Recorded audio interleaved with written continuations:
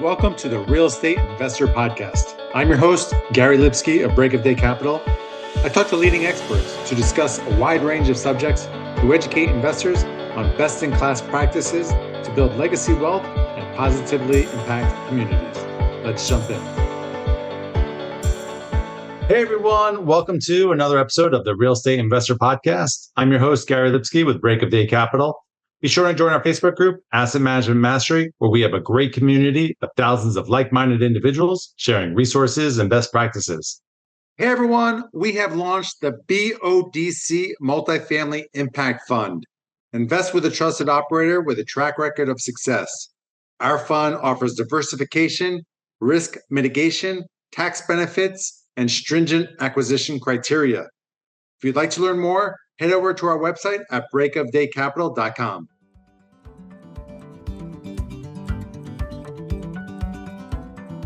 Choosing the right insurance coverage for multifamily properties isn't that complicated if you know who to talk to. At the Garzella Group, we're uniquely qualified to help you navigate the range of policy choices you have, and we're committed to saving you 30% in the process.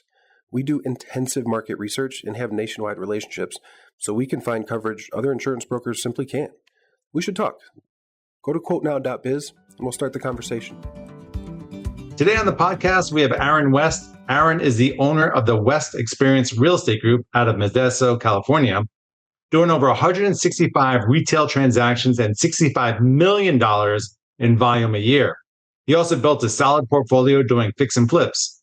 He is a national trainer who has a passion for helping agents build wealth and get out of the endless cycle most are in. His real passion is endurance sports and helping others achieve their goals. Aaron has completed 4 Ironmans and over 20 Ironman 70.3 races and helped and coerced 22 other entrepreneurs to do the same in the last 3 years. Wow. Thanks for joining us, Aaron. Can you start by telling the listeners a little bit more about yourself and what you do? You bet. And thanks for having me on your podcast, Gary. It's an honor to be here. I'm the oldest of 6 kids, grew up super poor, broke and poor. So one's a state of mind and one's a state of account. Was in the jewelry industry for a long time and stepped out of that and got into real estate in 2005. Started my real estate career and really kind of built it through the Great Recession and started my wealth building journey and investing in 2011, really right at the bottom of the market is where I started having some mindset shifts and understanding why I was continually broke, even though I knew how to make money. And, joined GoBundance. I know you're in GoBundance as well, and have probably talked about that. Joined that in 2014. So I've been there for almost 10 years. And that totally changed my life because it put me in a group of people who were going in the same direction of leading a big life where you build wealth, but also have a great family, have a great marriage, do crazy epic bucket list things, and just become the person who you have the potential to be. Yeah, I love it. Mindset is so valuable, and we're going to dive into that today. I know you have your own show called The 728 about how successful entrepreneurs go from 7 figures to 8 figures net worth. That's private to the GoBundance community. And on the show, you talk about the 7 levels of wealth, and I want to explore that today. So why don't we start with the first level? Okay. And to preface this just a little bit so people understand where this is coming from, we interview entrepreneurs because everybody talks about the wealth that they've built today. I have 200 units or 400 units, and they talk about the big things that they're doing because it's sexy. But the reality is that the things that they did to get to that level is where the real sexy is. It's boring, but it's where the lessons are learned to earn the right to have that massive wealth. So we interview these guys. It's a totally private show, 45 minutes. It's only live for 2 days for people to watch it, and then it just goes away so that when we do interview these entrepreneurs, they're willing to give us the real story. They open up their kimono, they show their personal financial statement. And then we do a deep dive for an hour into what gave them the right to have the wealth that they've had. So we've interviewed, I think, 50. I've interviewed a couple of billionaires. And when we started deconstructing after we had talked to so many about what the commonalities were between these guys that were in all different industries. I mean, real estate obviously was a big part for a lot of them, but business building, all kinds of different stuff. There were things that we found that all of them had done at some point in their life. And we came up with this 7 lessons or these 7 levels of wealth and kind of did them in a chronological way, but they can also be interchanged at any time in your life. So if you're listening to this show, you're going to hear some things that you probably have already done and some things that if you recognize now and start implementing into your life, you shorten that learning curve. Because what we found is that all of these men and women had all earned mastery. They'd gone an inch wide and a mile deep. And these lessons were what helped them learn that mastery so that they could build the wealth that they have and have the lives that they have today. So the first one is, just making the decision to be wealthy. And everybody says they want to be wealthy, but very few people actually make the decision that this is what I'm going to do. I lived my whole life into my 40s saying, I want to be wealthy. I want to be wealthy. But until I had that conversation and I made that decision of, I am going to start living for the person who I have the potential to be, nothing changed. But as soon as I made that decision, my whole life changed because I stopped making instant gratification decisions and I started making decisions for the future and having stewardship instead of ownership of my money and stewardship instead of ownership of my life. And what that means is if you want $1 million and someone handed it to you, however you've spent your money in the past is how you are going to continue to spend that money. It's why so many people who win the lottery are broke within 5 years. But if your best friend came to you and said, I'm dying and I have $1 million life insurance policy and I want you to take care of this for my kids until they turn 18, then you have a totally different relationship with that money because you are a steward of that money. So making the choice to be wealthy is where you start deciding that you're going to be a steward of your money instead of an owner of your money. Yeah, I love it. And when you're talking wealth, it's not just about money, but it's the whole 360. It's everything. Everything changes. It's doing an Ironman or a marathon. You train today for the result that you hope to achieve in 6 months or a year. With your marriage, you take your wife on a date today with the hope that in 6 months for a year, your marriage is that much better. And so all of these things, if you make the choice, everybody says, I want to be a better husband and have a better marriage. But are you actually making the choice that you're going to do the activities that's the result that you're going to get? Yep, absolutely.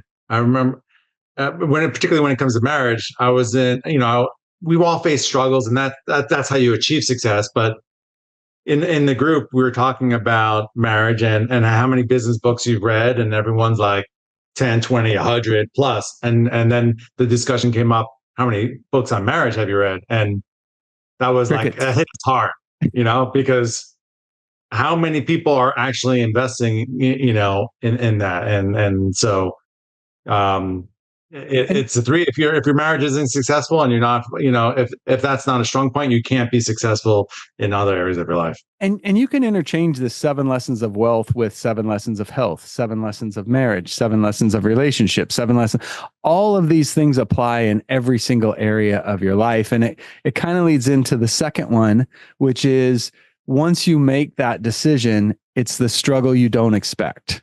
It's way harder than you think it is. If you want a successful marriage, if you want to build wealth, there's way more work that goes into it than you expect. I remember getting into real estate and I had these delusions of grandeur of what it was going to look like. And I got in super excited and then got just punched in the mouth and realized, holy crap, this is going to be a lot of work to build the business that I want to build. And the same thing is true with wealth and I'm just going to continue to say wealth because that's, kind of where we started with this. Same thing is true with wealth. It's everybody loves seeing the hockey stick, but what we found is it's a 5 to 10 year slow burn grind to get there. And until you, and it's the reason so many quit. I mean, most people say they want to be wealthy, but as soon as it gets hard, they quit because they don't expect it to be that hard. So that's the second lesson. The third is the hardest for me still, and I still struggle with it. And as a matter of fact, on my desk, I have just one word printed on a wood block that says no. And the third lesson is you have to learn to say no to say yes. One of the things that we found in the mastermind that we're in, GoBundance, is when people join it, it has such a broad range of successful entrepreneurs and business owners that it's so easy to get shiny object syndrome. And you built this level of wealth and you built this level of success, and then you see a guy doing mobile homes, and you see a guy doing apartments, and you see a guy, doing whatever it is, and it's really, really easy to get distracted. And so it's really important that as you go on this journey, when you find your niche, that expression, riches are in the niches. And it is so true as well that you have to learn to say no to say yes. Because every time you say yes to something, you are saying no to something else every single time. So learning that lesson and staying focused and motivated on the things that are the most important at the exclusion of other things that could distract you are one of, I think that's, lesson number 3. I love it. Yeah, I see a lot of people come into the group, particularly the ones that are in transition and they go a mile wide and an inch deep, which is the exact opposite. You can't be successful. You're just spinning your wheels for a long time. And until, like you said, you go an inch wide and a mile deep, then that's when you're going to really be successful. And it's be careful asking for wisdom, because wisdom comes from pain, right? And I'm learning that right now. I have a couple of investments that I made that are just out of my lane, and I'm going to lose a lot of money. I'm just going to, because I didn't have mastery, and I should have said no, and I said yes. And it's a lesson that I'm in the process of learning right now, of staying in my lane in order just to continue to do what I've been doing. I think many people, including myself, could say that we've made the same mistake. Yes, it is. And really that goes into the fourth lesson, which is turning that failure into success. It's so easy when you get punched in the mouth to just throw your hands up and be like, well, that didn't work. When we interviewed all of these different entrepreneurs, almost to a person, they would say that big failure was actually one of the most important things that they ever learned or did in their life, and how they reacted to it and the lessons they learned from it. Because we're all going to experience failure. We just are. That if you're not failing, you're not trying. And so if you are trying, and sometimes you try big and fail big, right? But you can't let that stop you from that moving forward and making that a reference point to your life instead of a residence in your life. And a lot of people will take that failure and they turn it into a residence that they live in forever and ever, instead of making it a reference point that they can actually build a better building from for them to move into. I love that saying, residence versus reference point. I'm gonna steal that.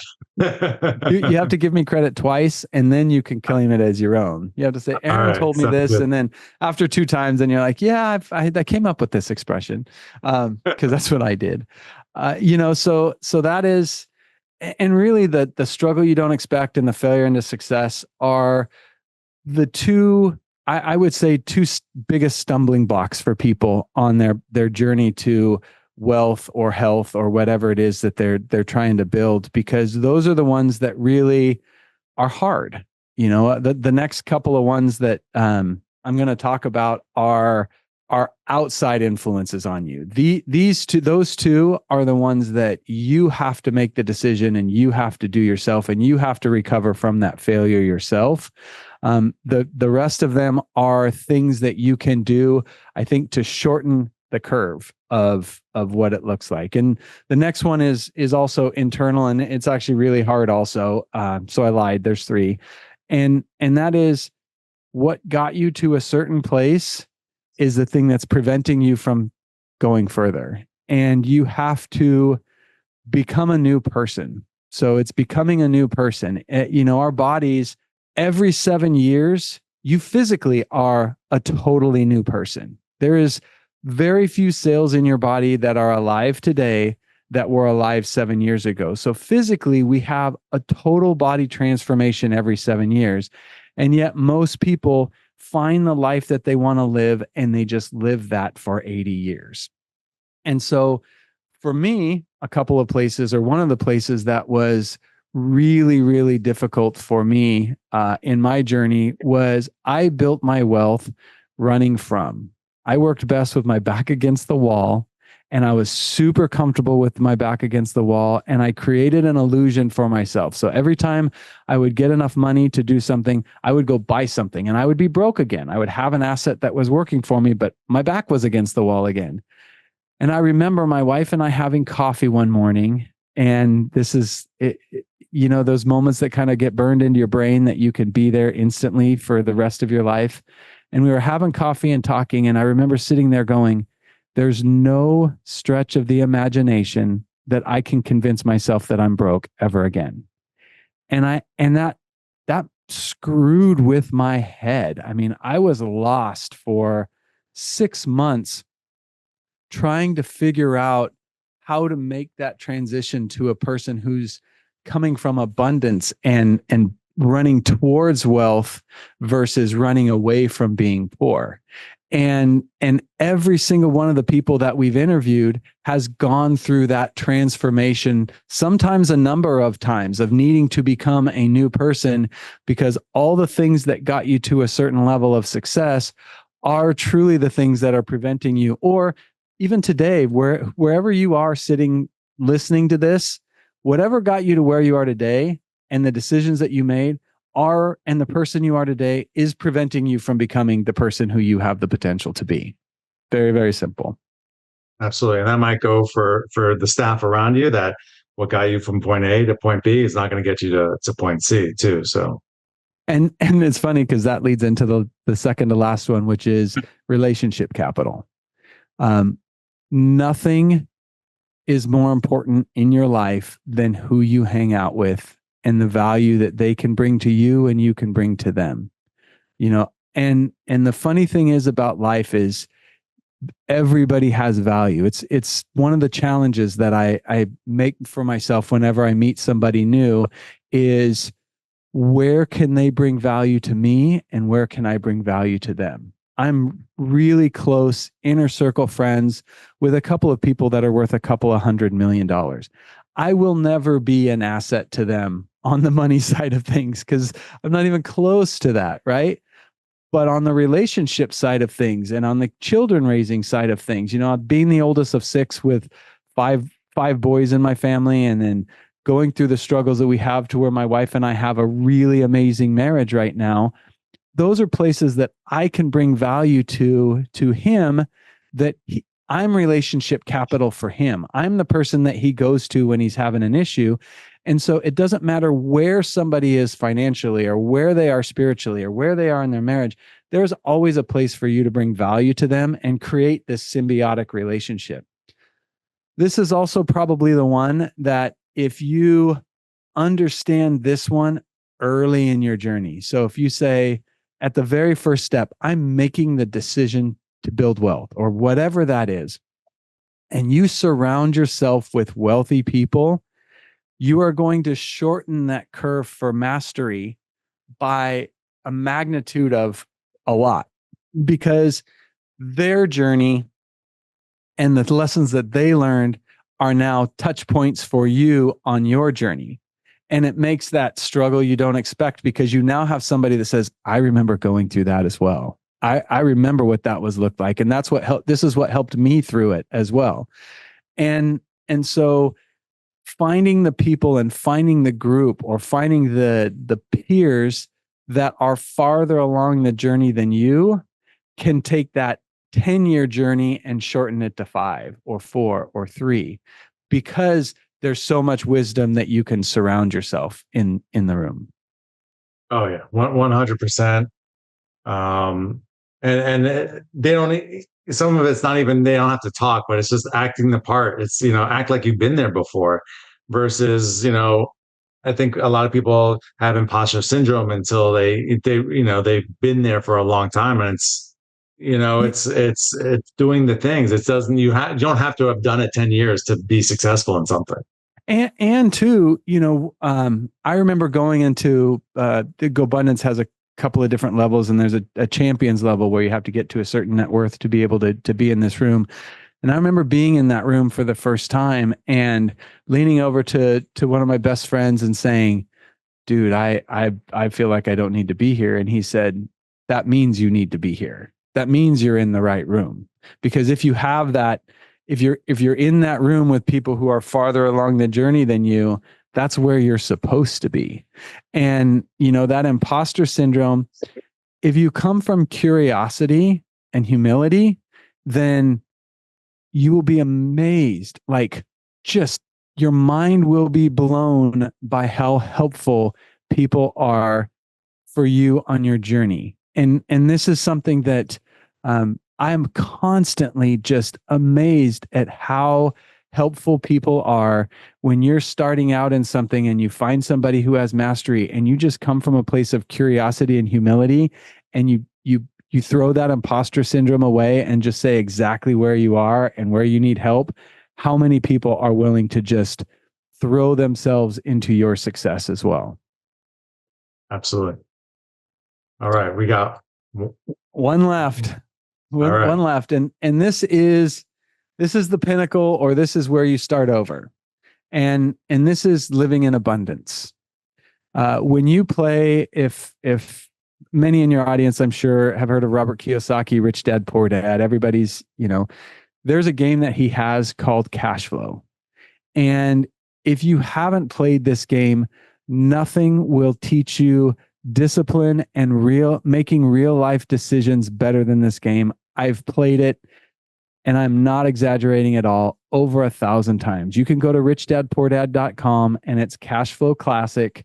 You're going to totally destroy yourself and go bankrupt the first few times you play it, and then you're going to kind of get the hang of it.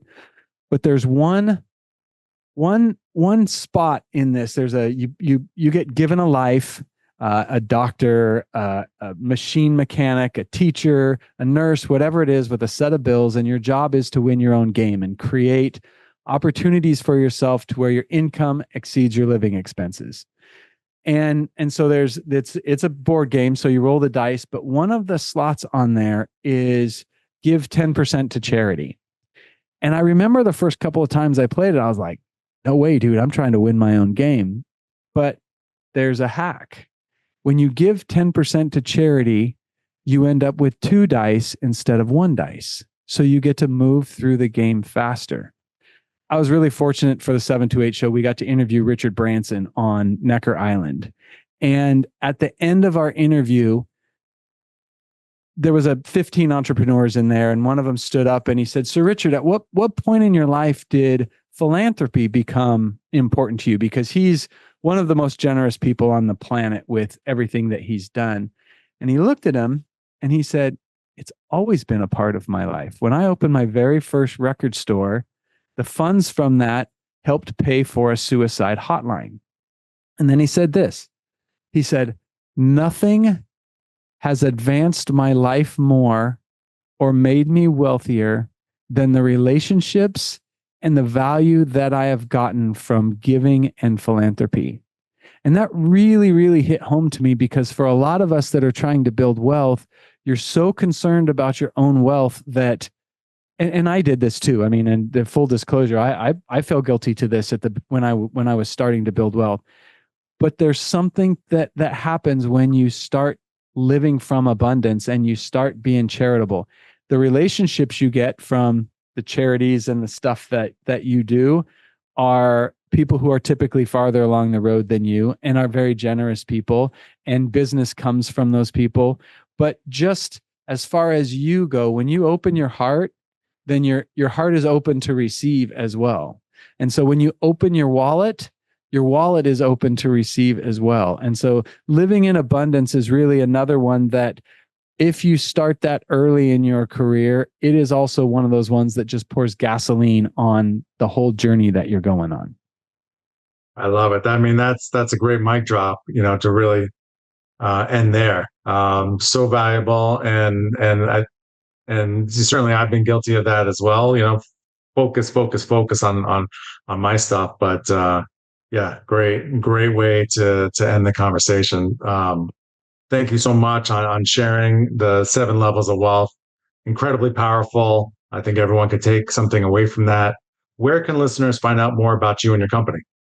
You can look up the West Experience. We serve the whole Central Valley of California, from really basically Sacramento to Fresno, and then into the Bay Area and up into the mountains. Have an amazing team. Or you can find me on Instagram at the Aaron West. So either one of those places, if you have any questions or want to reach out, I'd be more than happy to connect with you. And of course, we're never busy to take care of anybody's referrals to the Central Valley for real estate. Awesome. Thanks so much, Aaron. This is Gary pleasure. Lipsky signing off. I'll be back next week with another informative episode on the Real Estate Investor Podcast. To all of our listeners, thanks for joining us. And if you like this episode, please head over to iTunes or Stitcher and subscribe, and leave a review, as it will help us reach more people. And if you'd like to learn more about what we do at Break of Day Capital, head over to our website at breakofdaycapital.com and sign up for our newsletter and fill out our investor application. We'll talk to you next week.